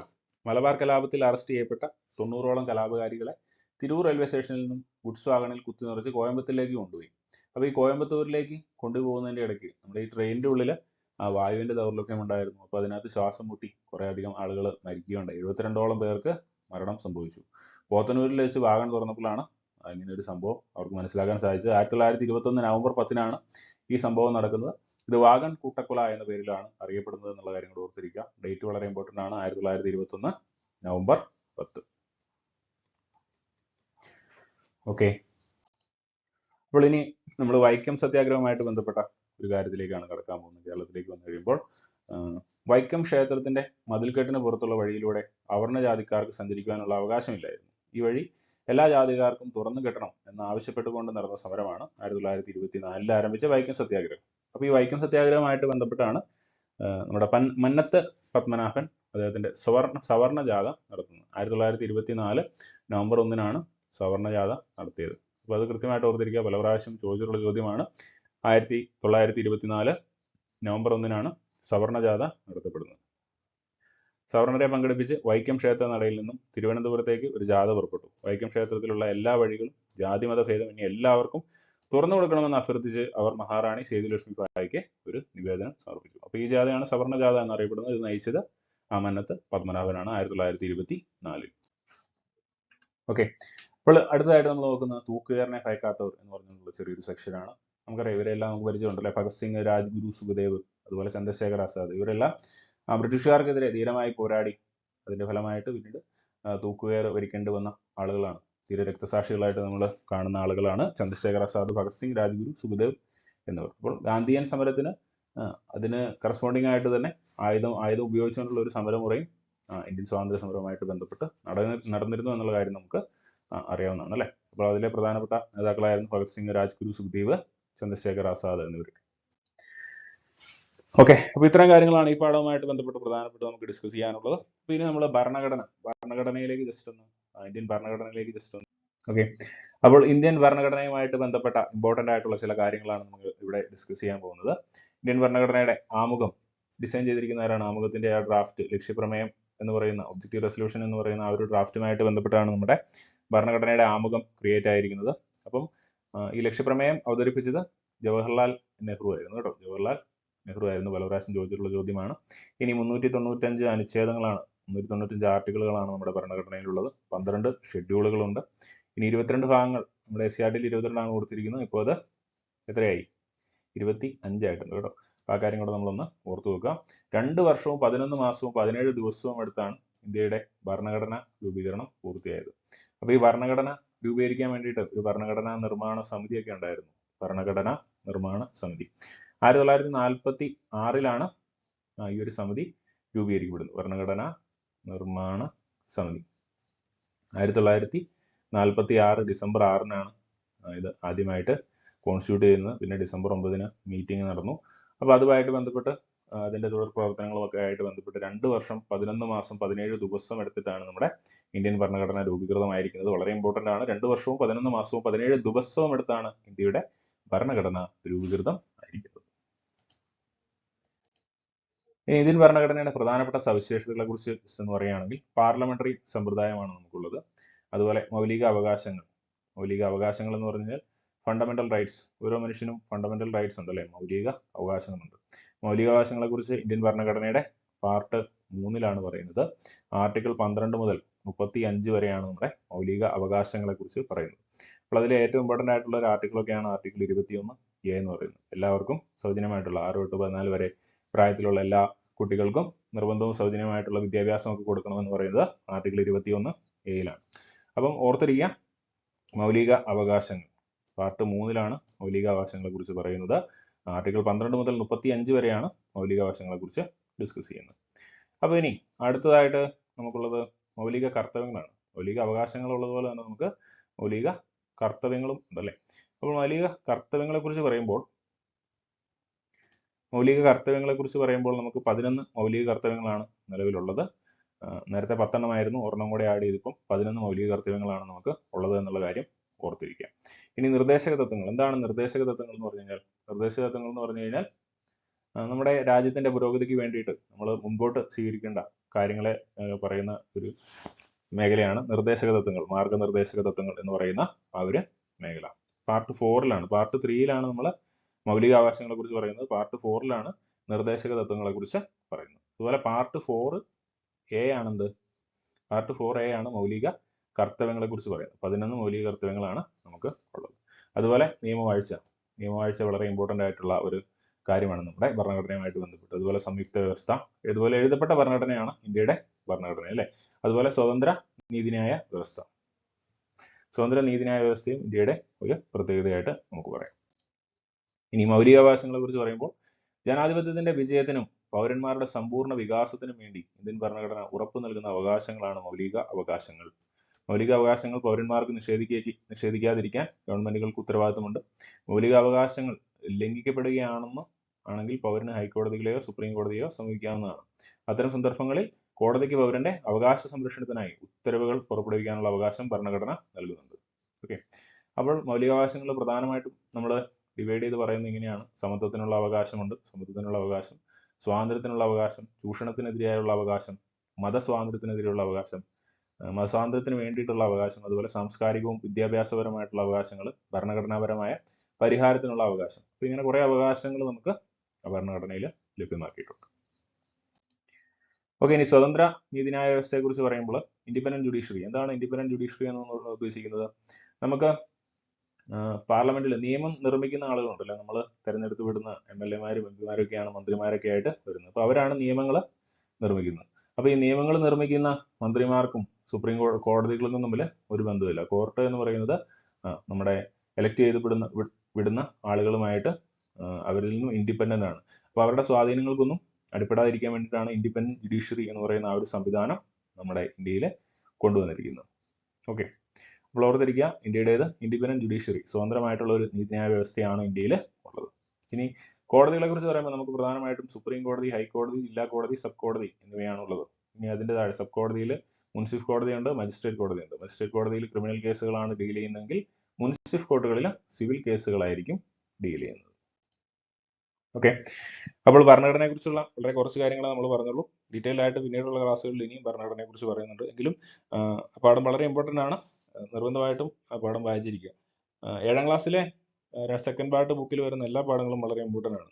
അപ്പോൾ അതുകൊണ്ട് എല്ലാം കൃത്യമായിട്ടൊന്ന് വായിച്ച് പോകാനായിട്ട് എല്ലാവരും ശ്രമിക്കുക. അപ്പോൾ ഇനി അടുത്തതായിട്ട് നമ്മൾ വ്യക്തിയും സമൂഹവും എന്ന് പറയുന്ന ആ ഒരു ചാപ്റ്ററിലേക്കാണ് കടക്കാൻ പോകുന്നത്. 11ാമത്തെ ചാപ്റ്ററാണ് വ്യക്തിയും സമൂഹവും. ഓക്കെ, അപ്പം വ്യക്തിയും സമൂഹവും എന്ന പാഠവുമായിട്ട് ബന്ധപ്പെട്ട് ഫ്രാൻസിലെ എവ്രോൺ എന്ന് പറയുന്ന സ്ഥലത്ത് വെച്ച് കണ്ടെത്തിയ വിക്ടർ എന്ന് പേര് കൊടുത്ത, പിൽക്കാലത്ത് വിക്ടർ എന്ന് പേര് കൊടുത്തപ്പെട്ട ഒരു മനുഷ്യന്റെ കാര്യമാണ് നമ്മളിവിടെ പറയുന്നത്. അപ്പം ഫ്രാൻസിലെ എവ്രോൺ എന്ന ഗ്രാമത്തോട് ചേർന്ന് ഒരു കാടുണ്ടായിരുന്നു. അപ്പോൾ അവിടെ വേട്ടയാടാനായിട്ട് ചില ആളുകൾ പോയി. ചെന്നായ്ക്കളോടൊപ്പം അന്ന് വരെ കണ്ടിട്ടില്ലാത്ത ഒരു ജീവിയെ അവർ കണ്ടു. അപ്പോൾ അവർക്ക് കൗതുകവും ആകാംക്ഷയൊക്കെ ഉണ്ടായി. അവർ ആ ചെന്നായ്ക്കളെ വെടിവെച്ച് വായിച്ചു. എന്നിട്ട് ഈ ജീവിയെ കീഴ്പ്പെടുത്താനായിട്ട് ശ്രമിച്ചു. അങ്ങനെ അതിനെ കീഴ്പ്പെടുത്തി അപ്പം എന്നിട്ട് വളരെ കഷ്ടപ്പെട്ട് അതിനെ നാട്ടിലേക്ക് എത്തിച്ചു. അപ്പം മുരളുകയും മാന്താൻ ശ്രമിക്കുകയും കടിച്ചു കീറാൻ വരികയും ചെയ്തിരുന്ന ആ ജീവിയെ അവർ വളരെ പണിപ്പെട്ടാണ് നാട്ടിൽ എത്തിച്ചത്. പക്ഷെ അതൊരു മനുഷ്യക്കുഞ്ഞായിരുന്നു. പക്ഷെ ആ കുട്ടിക്ക് മനുഷ്യരെ പോലെ സംസാരിക്കാനോ വേഷമണിയാനോ ഭക്ഷണം കൈകൊണ്ട് കഴിക്കാനോ ഒന്നും അറിയത്തില്ലായിരുന്നില്ല. പക്ഷെ പിന്നീട് ഇതിനെക്കുറിച്ച് കൂടുതൽ പഠിക്കാനായിട്ട് ജീൻ മാർക്ക് ഇറ്റാഡ് എന്ന് പറയുന്ന ഒരു ഡോക്ടറും അദ്ദേഹത്തിന്റെ സഹായ നേഴ്സും കൂടി ഈ പയ്യനെ വിക്ടർ എന്ന പേരിട്ടു. അപ്പോൾ ആ സമയത്ത് അവന് 12 വയസ്സുണ്ടായിരുന്നു. അപ്പോൾ അവർ പിന്നീട് സംസാരിക്കാനും വിക്ടറിന് ഒന്നും എളുപ്പമായിരുന്നില്ല. സംസാരിക്കാനും മറ്റു കാര്യങ്ങളിലേക്ക് എത്താനും ഒന്നും വിക്ടറിന് എളുപ്പമല്ലായിരുന്നു. ഭക്ഷണം തട്ടിത്തെറിപ്പിച്ച് നായ്ക്കളെ പോലെ തട്ടിക്കളയുക, അതുപോലെ ഒരു വാക്ക് പഠിക്കാൻ വേണ്ടിയിട്ട് തന്നെ കുറേ ദിവസങ്ങളെടുത്താണ് ഒരു ചെറിയ വാക്ക് പോലും പഠിച്ചിരുന്നത്. മനുഷ്യ സമൂഹത്തിലെ പെരുമാറ്റ രീതികളോ ആചാരങ്ങളോ വിക്ടറിന് അറിയുമായിരുന്നില്ല. പക്ഷെ ഇതിനകത്ത് ഏറ്റവും ദുഃഖകരമായിട്ടുള്ള കാര്യം വിക്ടറിന് മറ്റു മനുഷ്യർക്കൊപ്പം സഹവസിക്കാൻ സാധിച്ചില്ല എന്നതാണ്. അപ്പം അദ്ദേഹത്തിന്റെ പ്രത്യേകത എന്ന് പറയുന്നത്, അല്ലെ, ഒരു മനുഷ്യൻ ശരിക്കും ഒരാൾ ജനിക്കുന്ന ആ ഒരു സമൂഹത്തിന്റെ എഫക്റ്റിലാണ് അദ്ദേഹത്തിന്റെ ഒരു മനുഷ്യൻ രൂപപ്പെടുന്നത് എന്നുള്ളതിന് ഒരു പ്രധാനപ്പെട്ട ഒരു തെളിവായിട്ടാണ് ഈ വിക്ടർ എന്ന് പറയുന്ന ആ ഒരു വ്യക്തിയെക്കുറിച്ച് പറയുന്നത്. അതായത് ജനിച്ചു വീണ ചെന്നായ്ക്കൾക്കിടയിലാണ്. അപ്പോൾ അവരുടെ ശീലങ്ങളും കാര്യങ്ങളും ഒക്കെ പഠിച്ച് ആ ഒരു രീതിയിലേക്കാണ് വിക്ടർ എത്തിയത് അല്ലേ. അപ്പോൾ അതുപോലെ നമ്മുടെ കാര്യത്തിലും അങ്ങനെ തന്നെയാണ് പറയുന്നത്. നമ്മുടെ സമൂഹം എങ്ങനെയാണോ ആ രീതിയിലേക്കായിരിക്കും നമ്മളും രൂപപ്പെടുന്നത്. അപ്പോൾ അതിനുള്ള ഒരു തെളിവായിട്ടാണ് നമ്മൾ ഫ്രാൻസിലെ എബറോണിലെ വിക്ടർ എന്ന് പറയുന്ന ആ ഒരു മനുഷ്യൻ, ചെന്നായ്ക്കളോടൊപ്പം ജീവിച്ചിരുന്ന ആ ഒരു മനുഷ്യനെ കുറിച്ച് പറയുന്നത്, ആ ഒരു മനുഷ്യ കുഞ്ഞിനെ കുറിച്ച് പറയുന്നത്. ഓക്കെ, ഇനി സമുദായം. ചില കൺസെപ്റ്റുകൾ ഇങ്ങനെ പറയുന്നുണ്ട് ആ ചാപ്റ്ററിൽ, അത് മാത്രം ജസ്റ്റ് നമ്മൾ നോക്കുവാണ്. സമുദായം എന്താണ്? ഒരു സമുദായം ഒരു നിശ്ചിത പ്രദേശത്ത് നാം ഒന്നാണ് എന്ന വികാരത്തോടെ ജീവിക്കുന്ന വ്യക്തികളെയാണ് വ്യക്തികൾ അല്ലെങ്കിൽ വ്യക്തികളുടെ സംഘമാണ് സമുദായം എന്ന് പറയുന്നത്. നിശ്ചിതമായ പ്രദേശത്തെ താമസവും കൂട്ടായ പ്രവർത്തനങ്ങളും സുദൃഢമായ ബന്ധങ്ങളും സമാനമായ സാംസ്കാരിക മൂല്യങ്ങളും സമുദായത്തിന്റെ പ്രത്യേകതകളാണ്. സമൂഹമായി താരതമ്യപ്പെടുത്തുമ്പോൾ സമുദായം ചെറുതാണ്, എന്നാൽ സമൂഹത്തിൽ ഉള്ളതിനേക്കാൾ ആത്മബന്ധം സമുദായത്തിൽ നിലനിൽക്കുന്നുണ്ട്. ഒരു വ്യക്തിയെ സാമൂഹ്യ ജീവിയാക്കി മാറ്റുന്നതിൽ സമുദായം വലിയ പങ്കുവഹിക്കുന്നു. ഓക്കെ, ഇനി സമാജം. പ്രത്യേക ലക്ഷ്യങ്ങൾ നിറവേറ്റുവാൻ ശ്രമിക്കുന്ന വ്യക്തികളുടെ കൂട്ടമാണ് സമാജം എന്ന് പറയുന്നത്. അപ്പോൾ എന്തെങ്കിലും ഒരു ലക്ഷ്യം മുന്നിൽ കണ്ടുകൊണ്ട് അതിനുവേണ്ടി രൂപീകരിക്കപ്പെടുന്ന സംഘടനകളാണ് നമ്മൾ സമാജം എന്നുകൊണ്ട് ഉദ്ദേശിക്കുന്നത്. ഇനി സാമൂഹീകരണം എന്ന് പറഞ്ഞാൽ എന്താണ്? ഒരു വ്യക്തിയെ സമൂഹത്തിൽ ജീവിക്കാൻ പ്രാപ്തനാക്കുന്ന പ്രക്രിയയാണ് സോഷ്യലൈസേഷൻ എന്ന് പറയുന്നത്. അപ്പോൾ നമ്മുടെ വിദ്യാഭ്യാസത്തിലൊക്കെ സോഷ്യലൈസേഷൻ വളരെ ഇമ്പോർട്ടൻ്റ് ആണ് അല്ലേ. അപ്പം ഇത് ഒരു ചെക്ക് ലിസ്റ്റ് പോലെ പറഞ്ഞിരിക്കുകയാണ് നമ്മുടെയൊക്കെ സാമൂഹ്യ ബന്ധത്തെ വിലയിരുത്തുന്നതിന് വേണ്ടിയിട്ട്. ഇപ്പോൾ കുട്ടികളുടെ കാര്യത്തിലാണെങ്കിൽ ധാരാളം സുഹൃത്തുക്കളെ സംവദിക്കാൻ ഞാൻ താല്പര്യപ്പെടുന്നുണ്ടോ, ഒഴിവു സമയം കൂട്ടുകാരോടൊത്ത് ചെലവഴിക്കാൻ താല്പര്യപ്പെടുന്നുണ്ടോ, ഞാൻ മറ്റുള്ളവരുടെ അഭിപ്രായങ്ങൾ മാനിക്കുന്നുണ്ടോ, ഇത്തരം കാര്യങ്ങളൊക്കെ നമ്മുടെ ഒരു സാമൂഹ്യ ബന്ധത്തെ വിലയിരുത്തുന്നതിനുള്ള ഒരു ക്വസ്റ്റ്യനെയർ ആയിട്ടാണ് ഇവിടെ കൊടുത്തിരിക്കുന്നത്. അപ്പം ഈ ചാപ്റ്ററിൽ ഇത്തരം കാര്യങ്ങളൊക്കെയാണ്, മനുഷ്യന്റെ സാമൂഹികരണമായിട്ട് ബന്ധപ്പെട്ട കാര്യങ്ങളൊക്കെയാണ് ഡിസ്കസ് ചെയ്യുന്നത്. ഓക്കെ, ഇനി അടുത്തതായിട്ട് 12ാമത്തെ ചാപ്റ്റർ സൗരതാപനവും അന്തരീക്ഷ സ്ഥിതിയും എന്ന് പറഞ്ഞുകൊണ്ടുള്ള ഒരു ചാപ്റ്ററാണ്. ഓക്കെ, അപ്പോൾ അന്തരീക്ഷ താപത്തെക്കുറിച്ച് പറയുമ്പോൾ അല്ലെ, നമ്മുടെ സൂര്യരശ്മികളുടെ ആ ഒരു ഇതുമായിട്ട് ബന്ധപ്പെട്ടാണ് നമ്മുടെ അന്തരീക്ഷ താപമൊക്കെ വരുന്നത്. കൂടിയ താപനിലയും കുറഞ്ഞ താപനിലയും. അപ്പോൾ ഓരോ ദിവസവും കൂടിയ താപനിലയും കുറഞ്ഞ താപനിലയും ഒക്കെ ഉണ്ട് അല്ലേ. അപ്പോൾ ഒരു ദിവസത്തെ ഏറ്റവും കുറഞ്ഞ താപനില എപ്പോഴാണ് വരുന്നത്? സൂര്യോദയത്തിന് തൊട്ട് മുൻപ് അനുഭവപ്പെടുന്ന താപനിലയാണ് ഒരു ദിവസത്തെ കുറഞ്ഞ താപനിലയായിട്ട് കാലാവസ്ഥാ നിരീക്ഷകര് പരിഗണിക്കുന്നത്.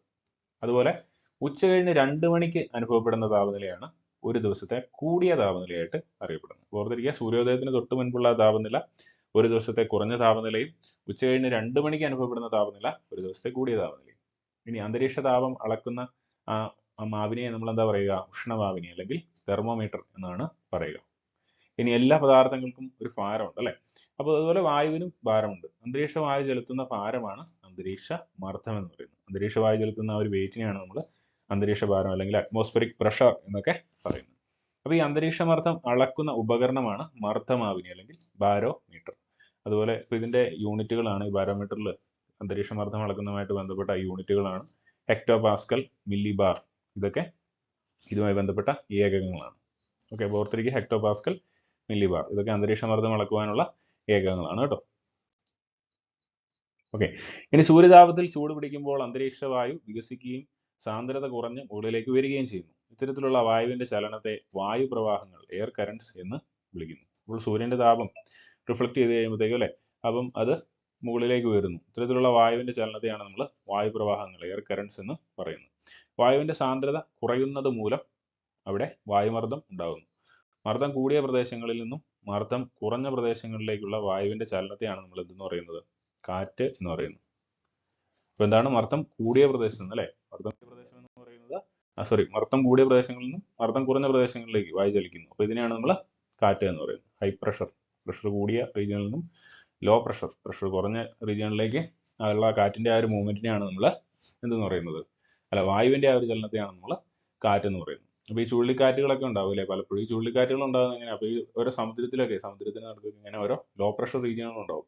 അപ്പോൾ ഈ ലോ പ്രഷർ റീജിയനുകൾ ഉണ്ടാകുമ്പോഴത്തേക്കും വായു ഭയങ്കരമായിട്ട് സമുദ്രത്തിലേക്ക് ഫ്ലോ ചെയ്യുന്നു. അപ്പോൾ ഈ സമുദ്രത്തിൽ നിന്ന് പിന്നീട് സൂര്യതാപമൊക്കെ ആയിട്ട് ഈ വെള്ളം മേളിലേക്ക് പോയി നീരാവിയായിട്ട് അത് മഴയായിട്ട് പെയ്ത് വലിയ മഴയും കാര്യങ്ങളും ഒക്കെ ഉണ്ടാകും അല്ലെ. അപ്പോൾ ഓർത്തിരിക്കുക, ഹൈ പ്രഷർ റീജിയനിൽ നിന്നുള്ള ലോ പ്രഷർ റീജിയനിലേക്കുള്ള വായുവിന്റെ ആ ഒരു മൂവ്മെന്റിനെയാണ് നമ്മൾ എന്തെന്ന് പറയുന്നത്? കാറ്റ് എന്ന് പറയുന്നത്.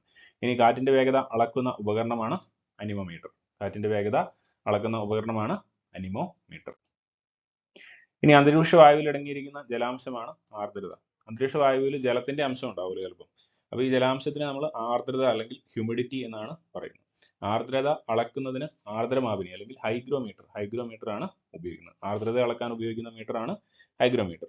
ഇനി ജലകണികളുടെ വലിപ്പം കൂടുമ്പോൾ അന്തരീക്ഷത്തിൽ തങ്ങി നിൽക്കാനാകാതെ അവ ഭൂമിയിലേക്ക് പതിക്കുന്നു. ഈ പ്രക്രിയയെ വർഷണം എന്ന് നമ്മൾ പറയും. പ്രസിപ്പിറ്റേഷൻ എന്ന് പറയും അല്ലെ, വർഷണം, മഴ എന്നൊക്കെ പറയും. വർഷണത്തിന് പല രീതികളുണ്ട്. മഴയുണ്ട്, മഞ്ഞുവീഴ്ചയുണ്ട്, ആലിപ്പഴമുണ്ട്. ഇതൊക്കെ വർഷണത്തിന്റെ വിവിധ രീതികളാണ്. ജലകണികകളുടെ രൂപത്തിലുള്ള വർഷണത്തെയാണ് നമ്മൾ മഴ എന്ന് പറയുന്നത്. നേർത്ത ഹിമഗണം പോലെയുള്ള വർഷണത്തെയാണ് നമ്മൾ മഞ്ഞുവീഴ്ച എന്ന് പറയുന്നത്. ഇനി ആലിപ്പഴമാണെങ്കിൽ മഞ്ഞ് കട്ടകളായിട്ട് മേളിൽ നിന്ന് പതിക്കുകയാണ്. അപ്പം ഈ 3 രീതിക്കാണ് നമ്മൾ പ്രധാനമായിട്ടും വർഷണത്തെ പറയുന്നത്. ഒന്ന് മഴ, ഒന്ന് മഞ്ഞുവീഴ്ച, ഒന്ന് ആലിപ്പഴം. ഓക്കെ, ഇനി ദിനാന്തരീക്ഷ സ്ഥിതിയും കാലാവസ്ഥയും എന്താണെന്ന് ജസ്റ്റ് ഒന്ന് പറയുകയാണ്. ഒരു നിശ്ചിത സമയത്ത് ഒരു പ്രദേശത്ത് അനുഭവപ്പെടുന്ന അന്തരീക്ഷ അവസ്ഥയാണ് ദിനാന്തരീക്ഷ സ്ഥിതി എന്ന് പറയുന്നത്, വെതർ എന്ന് പറയുന്നത്. ഇനി ദീർഘകാലമായി ഒരു പ്രദേശത്ത് അനുഭവപ്പെടുന്ന ദിനാന്തരീക്ഷ സ്ഥിതിയുടെ ശരാശരിയാണ് ക്ലൈമറ്റ് എന്ന് പറയുന്നത്. ഓക്കെ, അപ്പോൾ നമുക്കറിയാം നമ്മുടെ സംസ്ഥാനത്തൊക്കെ എല്ലാ വർഷവും ഏകദേശം ജൂൺ ജൂലൈ മാസമൊക്കെ ആകുമ്പോഴത്തേക്ക് മഴ പെയ്യും. അതുപോലെ ഡിസംബർ മാസമൊക്കെ ആകുമ്പോഴത്തേക്ക് തണുപ്പ് വരും. ഇത്തരം കാര്യങ്ങളൊക്കെ ഉണ്ട് അല്ലേ. അപ്പോൾ അതൊക്കെ ഒരു ക്ലൈമറ്റിന്റെ ഇതായിട്ട് നമുക്ക് പറയാം. പക്ഷെ ഒരു ദിവസത്തെ ആ ഒരു ദിനാന്തരീക്ഷ സ്ഥിതിയാണ് നമ്മൾ ആ ഒരു അന്തരീക്ഷത്തിലെ അവസ്ഥയാണ് നമ്മൾ ദിനാന്തരീക്ഷ സ്ഥിതി അല്ലെങ്കിൽ വെതർ എന്നുകൊണ്ട് ഉദ്ദേശിക്കുന്നത്. ഓക്കെ, അപ്പോൾ ഇത്തരം കാര്യങ്ങളാണ് പ്രധാനമായിട്ടും നമ്മൾ 7ാം ക്ലാസ്സിലെ ഇമ്പോർട്ടൻ്റ് ആയിട്ടുള്ള ചാപ്റ്ററുകളിൽ നമുക്ക് പഠിക്കാനുള്ളത്.